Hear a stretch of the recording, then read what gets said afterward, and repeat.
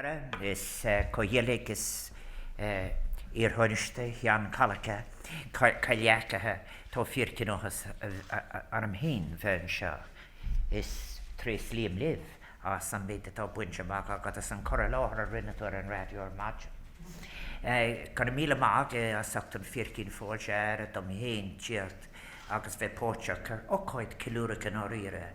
Tar ohas ar am fe'n sio tisch gotig man dolcun cín atá shrishtáge agus is mínla a weekas a gwolga specialta leis an Olaf Roseanne Kenny, leis an Olaf Davis Coakley, Cian Rodí an tógra seo, agus leis an Talaf Bernard Walsh, agus a sínta gan rada go bhfuil an gailge cocht larger is atá sé Sam's Campus seo.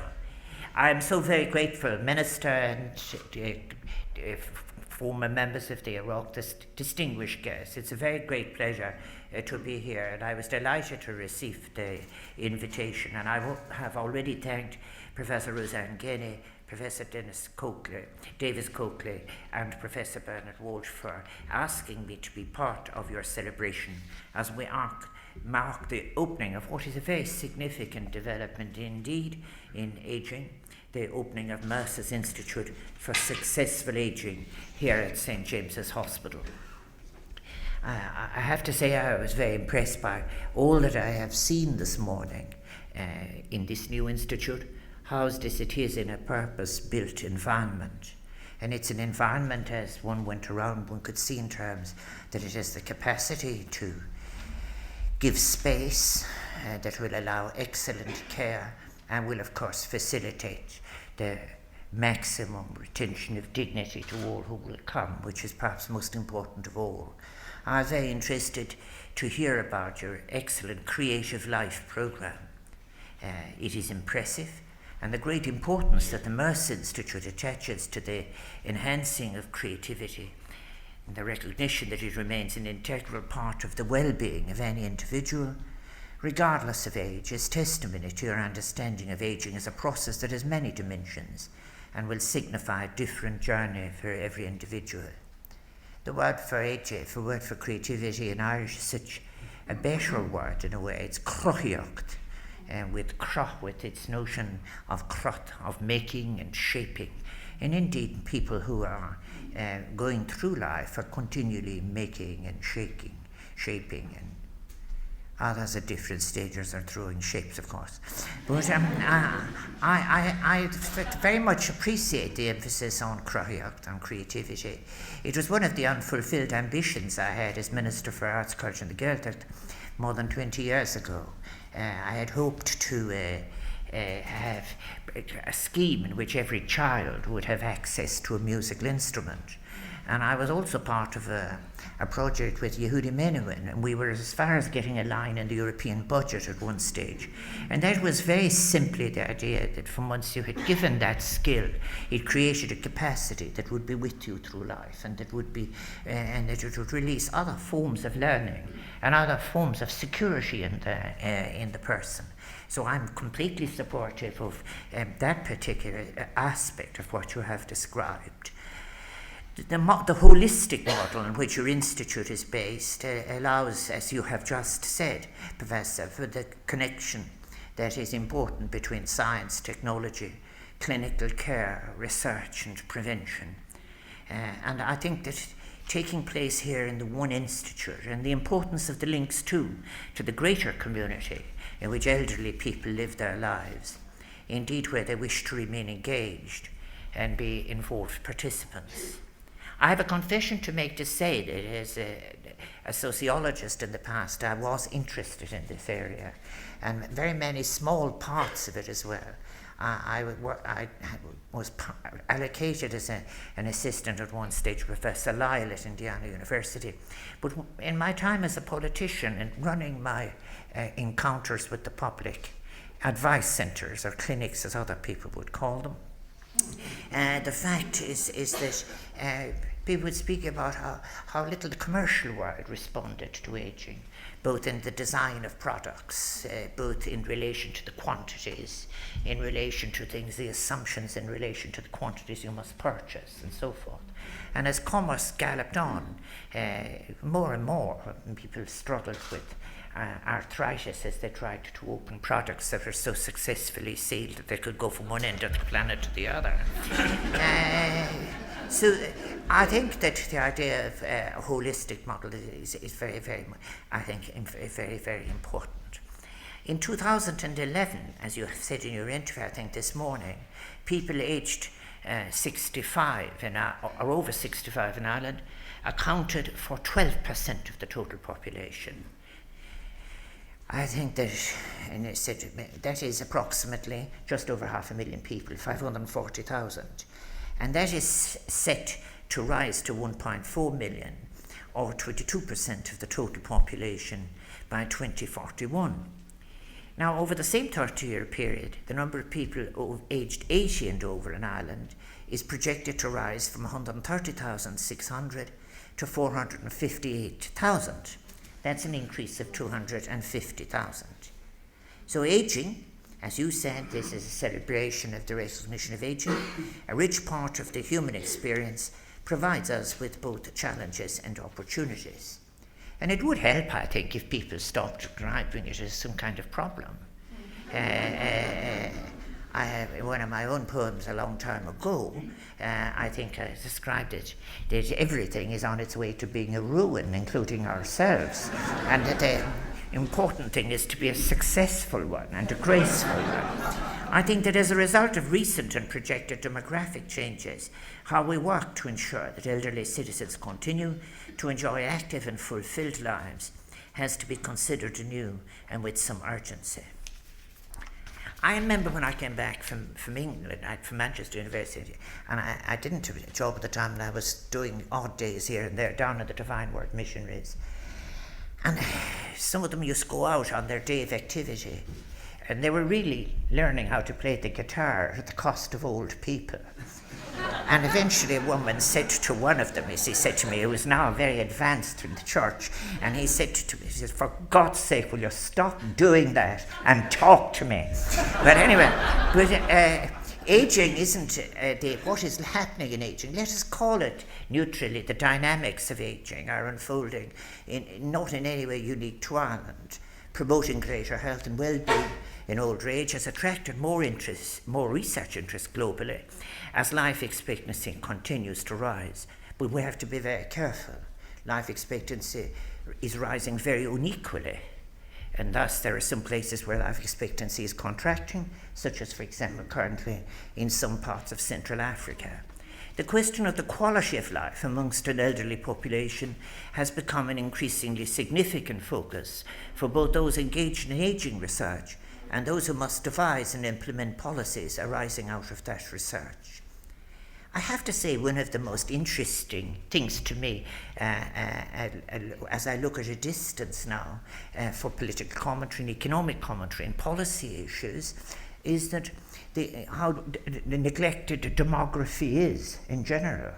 As you move towards a population in the parish of just about 9.67 billion people, very few people realise that, for example, between now and 2030, 50% of the rise in population generally will take place in 8 countries. 6 of them are in sub-Saharan Africa.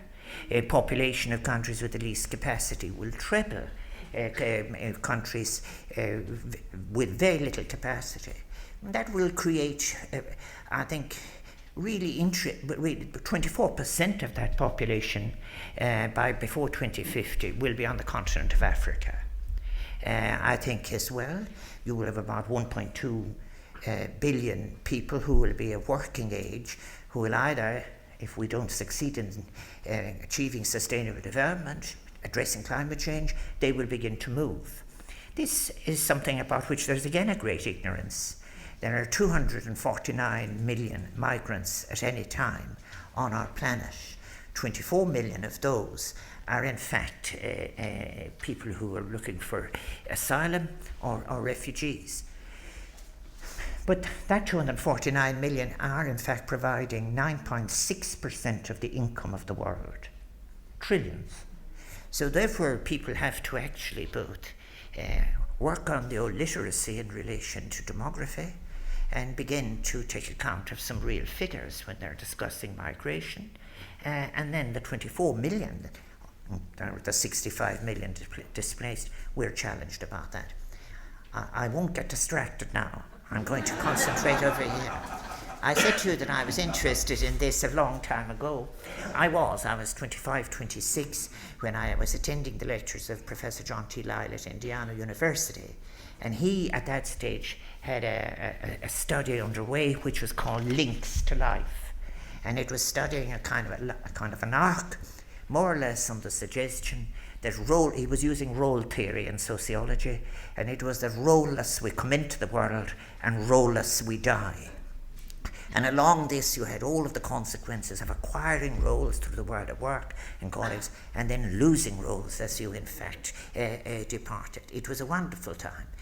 They working with John T. Lyle. The term successful aging that you're using was, I suppose, if it wasn't coined, it was popularized by researchers Robert Kahn and John Wallace Rowe.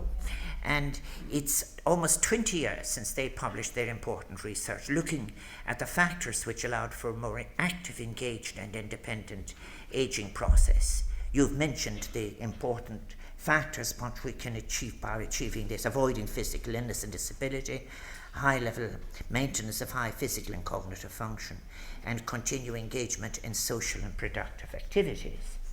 And of course, that is all I think is very critical in renewing and advancing paradigms in a world where promoting greater well-being in old age was emerging as an increasing concern globally as life expectancy continues to rise. That theory is one, of course, that it was necessarily revised and refined in intervening years. And gerontologists have now broadened that initial concept in order to incorporate issues such as privilege or disadvantage across the lifespan, allowing a better understanding of the factors that can affect positively or negatively the experience of aging in today's world. I have to say in that regard, it is in some of the strongest economies in the world where all this literature was available. We should always remember that the insecurities of life were actually greatest in the areas with some of the strongest economies. The traders who are actually once again getting bonuses in Wall Street are doing so in the same country that is giving out food stamps.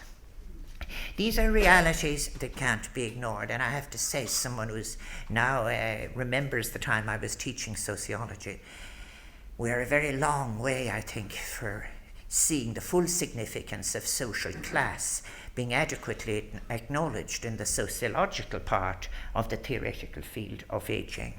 For example, the increasing insecurities to elder people through the destruction of pension funds, the changing nature of work, the whole in business of the departure, if you like, of any sense of security in relation to forward provision. These are contextual issues that simply can't be ignored at all. It was always a grave error to view older people as simply passive recipients of a service, with no role in deciding what makes a good quality service and its appropriate delivery. We are now seeing greater acknowledgement of the contributions from the world's older population. We have moved on from those accounts of the elderly being addressed, for example, with an infantilized language of a primitive kind. This is when people say, "Now, dearie, don't be bold, take your tablets." That was, in fact, actually is not that long gone, and it isn't gone everywhere. Some such empirical research as has been taken to date has revealed some very important factors. Many older people have stressed the value of being able to undertake meaningful activity as opposed to simply being kept busy. They have expressed the importance of retaining a sense of belonging to family, to friendships, to groups and to communities. And there's a hugely emotional, important part of this that has to be taken into account. If you were a Choctadola, indeed most people know, and you come to a point where your constituents are describing how they have to take a decision for something that they cannot manage anymore. You speak to some people you know for a very, very long time, and they have to take a decision like this as to what they're going to bring with them when they move into care, for example. And they describe about taking your things and which things you will choose. These are of immense psychological importance. The expressions of cognitive and social need underscore the fact that the fundamental needs of the elderly are no different than those of any other age group in society. There are very many ridiculous expressions of high energy as well at all levels. There are expressions which call for forward-looking policies in which aging is viewed as a dynamic process, a continuing but changing pathway through life that will be informed by the individual's development throughout their life course. I was very moved by Leonard Cohen's last letter, by the way. Indeed, the activity theory of aging, generally assumed to capture the desire of aging individuals, suggests that aging successfully. Now, let me suggest to you that that'll be a good form of debate. That could be a contentious term. It could mean maintaining middle-aged activities and attitudes into later adulthood. This necessitates a policy that acknowledges what you need is a policy that acknowledges new and emerging forms of complexity that introduce themselves at different ages, one which adopts a life course perspective and an understanding of the important role that earlier experiences will play in each individual's aging process. In other words, a long view of the aging process is critical, and your connection with Tilda is so important in that regard. A reductive view of old age, which views that period of life as a sundering or a broken link, as older living being somehow detached or disengaged from past experience and from an essential sense of self, is a very, very greatly flawed one. It is indeed a view which can often mislead society into patronising, excluding or diminishing the day-to-day lives of its elderly population. And there's a kind of assumption as well that people need people of their own age or older always with them, and that you somehow or another mustn't have available to you the energy of young people. And from my experience, very many people of my own age and other things that are so far more radical than many other age groups. But anyway, that's neither here. Is féidir carcuig imlánach, le isha have an is sucky. I will glach an leis an smín of gwil shit a cart a gach seránach marachta le dínat. Come céni shit a aca. Níor carto in tal of slán ianov den smín of sha. An adam wydigar cart social tish an lach mid leis gwil cúrum slán an jasblog o kishtan a vertish. Gymyon minig siach nítar kishtan a cohec súla marsha. Na octar a liat feed the lockdown tigers and the verta shawon. And coming to the end, a holistic approach to aging, as I have said, can surely flourish with best prospects in a society that has an acceptance that every citizen is entitled to be allowed to live with dignity at every age. We may not assume that this can be taken for granted. I mean, do we really acknowledge such a social right and practice it? Do we assume that care and its quality is independent of such policy choice? Too often these contextual questions are evaded, or they're parked, and there's a suggestion they might be parked for quietly funded research and a life calmer than the life of policy. Never before have so many citizens lived for so long, and never before has society so much opportunity to benefit from the knowledge, experience and wisdom of older people, creating an Ireland that recognises the importance of supporting people in their efforts to be healthy, to live independently and to be full and active participants in their communities as they grow older is a key challenge, but it's also an ethical one, and one which should provide us with the impetus to strive for ever-improving care and services, ensuring that the best possible health and social services are in place to meet the changing needs of our population as we age. And it's key to improving not just the lives of our older friends and family, but for all citizens. They gain when older people are treated with dignity. So today we're marking, and I'm delighted as President of Ireland to be here and be invited to celebrate with you what is indeed, as you have described, an important milestone in that journey towards a society which fully values its older citizens and all their complexities, recognising their contribution to society, working to enable them to remain active and engaged members of the community and of our society. And there is no heresy of action associated with that. There's nothing wrong with sitting down and thinking. And we need a lot of it. This new institute, multidisciplinary in focus, is a recognised leader in the field of gerontology, both here in Ireland and at international level.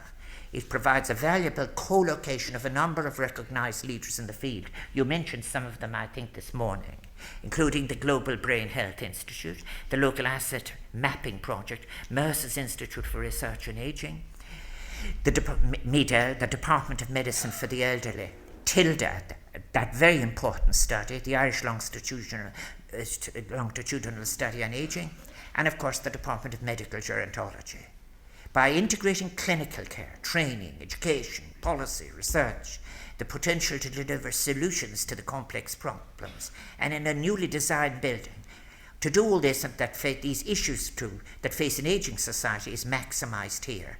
And your institute is setting a new standard for the model of care for patients. And I'm delighted that it is a model which St. James's Hospital plans to replicate across all its other services. But your ultimate aim that the Institute become fully incorporated into the surrounding community is the greatest aim of all, greatly advancing the potential for new and better models of health and social care. In a world where we can expect to see more and more people leading significant longer lives, innovative and creative thought around the ageing process will become increasingly important. I know that here at the Institute you will take on these innovations, make new breakthroughs, marrying new and sophisticated technology with the most recently advanced research in order for the benefit of older citizens. The Institute was brought to fruition, and I'm finishing by saying this, through the efforts, indeed one who has been acknowledged already, Professor Davis here. And I think that the Institute was through the efforts of the chairman of St. James's Hospital, former chairpersons, the staff of St. James's Hospital, the Mercer Institute project team, and so many others. You know them all. It is a testament to your vision, drive and commitment, and you can be very, very proud of it. I want to say again, I had the privilege as President of Ireland of making a presentation to Chuck Feeney and of Atlantic Philanthropies here in Ireland when the Presidential Awards, and another one in the west coast of the United States when I visited. And what a legacy he has been to Ireland. And I want to thank you very much for working with him in enabling this wonderful facility to come to being. I think that I thank everyone who has been taken a part in generously helping this institute to come to be. Agus ní leithre sa bihar amach a leannig Institute Mercer Eddie, the bheith ceanar a dáanta I réimse na híisethe agus cuingach rárah don táchaí. I have no doubt whatsoever the Mercer Institute will continue to be a world field leader in the field of ageing. And may I wish you every continued success with this development. Is Garmila Malgile. Thank you.